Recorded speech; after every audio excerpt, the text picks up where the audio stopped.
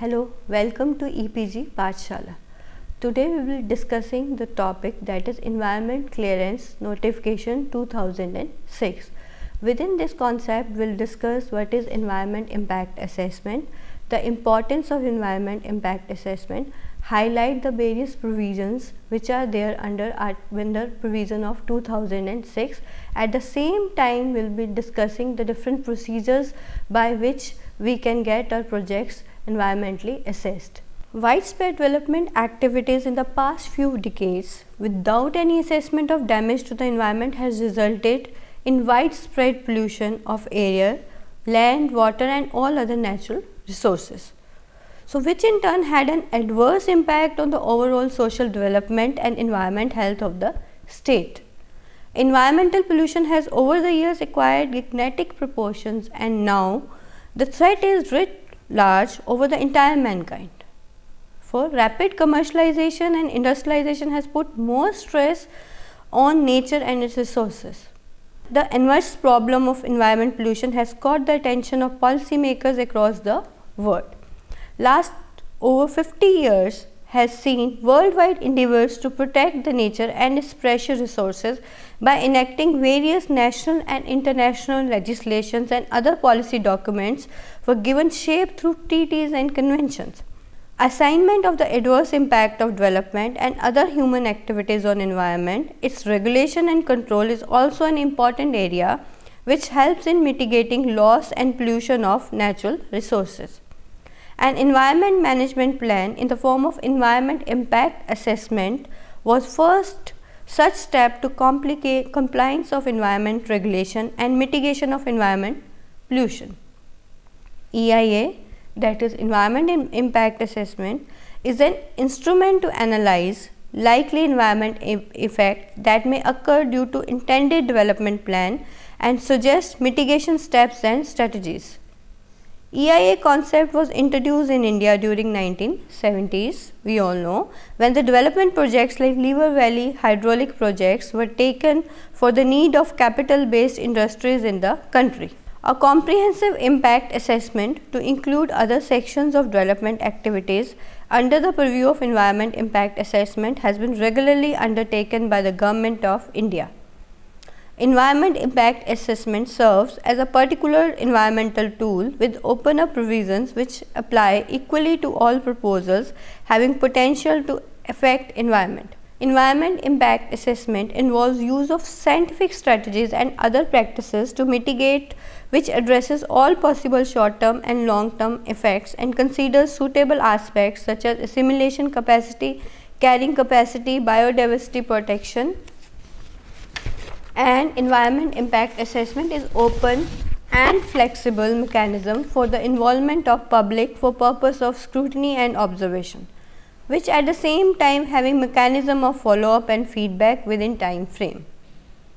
It also includes the mechanism for monitoring its regulation, auditing and other evaluation tasks in hand. We all know that the purpose of environment impact assessment is to identify and evaluate the impacts of development and projects on the environment system. It is usually aid for a decision making based on understanding of environment impact implications including social, cultural, aesthetic concerns, which could be integrated with the analysis of project cost and benefits. This exercise should be undertaken early enough in the planning stage of the projects for selection of environmentally compatible sites, processes, technologies and such environmental safeguards. Now, what is Environment Impact Assessment Notification 2006? We all know that the Environment Impact Assessment was introduced in India in the year 1994 by enacting EIA Notification 1994. Apart from EIA, various other notifications have been issued by the Government of India from time to time under Environment Protection 1986 related to effects and mitigation of environment issues. However, gradually the need was felt that the EIA Notification 1994 did not address to all the issues. Hence, we all know the Government of India introduced a draft EIA notification and had put up the draft notification for public comments for over years. Later on, the draft was finalized and EIA notification 2006 was introduced, replacing the old notification of 1994. The salient features of EIA notification 2006. Basically, the projects requiring, they are the projects which require prior environmental clearance. For example, major projects like mining of minerals, offshore and onshore oil and gas exploration, developmental and production projects for power generation, processing of nuclear fuel and nuclear power projects, river valley projects are some of the projects which need environment impact assessment. Projects in primary processing include mineral beneficiation, coal mines.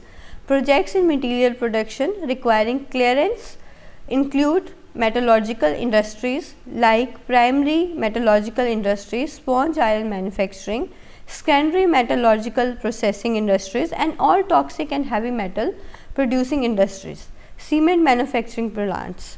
Projects involving material processing includes like coke oven plants, petroleum refining industries, asbestos mining and other base projects, chloroalkali industry where specific conditions shall apply. All the projects involving soda ash industries, skin and leather processing industries. There are other projects also, for example, projects involving manufacturing and fabrication which includes pesticides industry and specific immediates and chemical industries, industries based on processing of petroleum fraction and natural gas. Man-made fiber manufacturing, industries involving process other than cracking and reformation in petroleum based processing, synthetic organic chemical industries, distilleries, integrated plant industry, pulp and paper industry, sugar industry, induction arc furnaces based industries. Service sector industries include oil and gas transportation, pipelines passing through national parks, sanctuaries, ecological sensitive areas including LNG terminals, isolated storage and handling of hazardous chemicals, etc. So, we all know these are the list of the industries and manufacturing units which needs an environment impact assessment. Physical infrastructure sector based on industries include airport, all ship breaking yards, industrial estates, export processing zones, special economic zones, biotechnology parks, leather complexes, common hazardous waste treatment, storage and disposal facilities, ports, harbors, highways, aerial ropeways, common effluent treatment plants, etc. Now, there is an establishment of Environment Impact Authority at different levels. We will discuss the state level Environment Impact Assessment Authority. We all know that section 3 of the notification contains the provisions for the establishment of state level Environment Impact Assessment Authority comprising of 3 members. 3 members including chairman and a member secretary to be nominated by the state government or the union territory administration concerned. The member secretary shall be a serving officer of the concerned state government or a union territory administration familiar with environment laws. So, it is very important that he should be familiar to environmental laws. The other 2 members shall be either a professional or expert fulfilling the eligibility criteria given in appendix 6 to the notification. Now, one of the expert members in environmental impact assessment processes shall be the chairman of the authority, and the most important, the term of chairman and members will be 3 years. So, this is the overall constitution of the state level commission. Next is categorization of the projects and activities. As per the provisions of section 4, all the projects and activities which require mandatory EIA clearance have been broadly categorized into 2 categories, namely category E A and category B. Based on spatial extent of potential impacts and potential impacts on human health and natural and man-made resources. A detailed schedule of category A and category B projects have been given in the schedule attached to the notification. So, it is very important that we should divide projects under category A and category B. For example, mining in areas less than 50 hectares in category B projects, whereas mining in the area more than 50 hectares in different categories. Different criteria have been laid down for the category A and category B projects. projects or activities included as category A in the schedule shall require prior environmental clearance from the central government in the Ministry of Environment and Forest on the recommendation of the expert appraisal committee to be constituted by the central government for the purpose of this notification. So, it is very clear what all projects will come at category A, and at the same time they should come within the purview or they should have the clearance from the central government. Whereas the projects or activities included as a category B in the schedule, including expansion and modernization of existing projects or activities as specified in sub-para 2 or paragraph 2, or change in the product mix as specified in sub-paragraph subclause 3 or paragraph 2, but excluding those which fulfill the general conditions stipulated in the schedule, will require prior environmental clearance from the State, Union Territory Environment Impact Assessment Authority, and CEIA shall base its decisions on the recommendations of the State or Union Territory levels expert appraisal committee as to constituted for this notification in the absence of duly constituted SEIA or SEAC. A category B projects shall be treated as a category A projects. Now, there is a screening, scoping and appraisal committee. The expert committee is constituted under the notification at the center and the state level, have the power to screen, scope and appraise the projects or activities in category A and category B respectively. So, it means all the projects whichever have been undertaken, they should be screened whether they come directly under category A or category B. The committee shall meet at least once every month. It means every month they have to meet. The authorized members of the committee constituted have the power to inspect any site in respect of which the prior environmental clearance is sought for the purpose of screening or scoping or appraisal.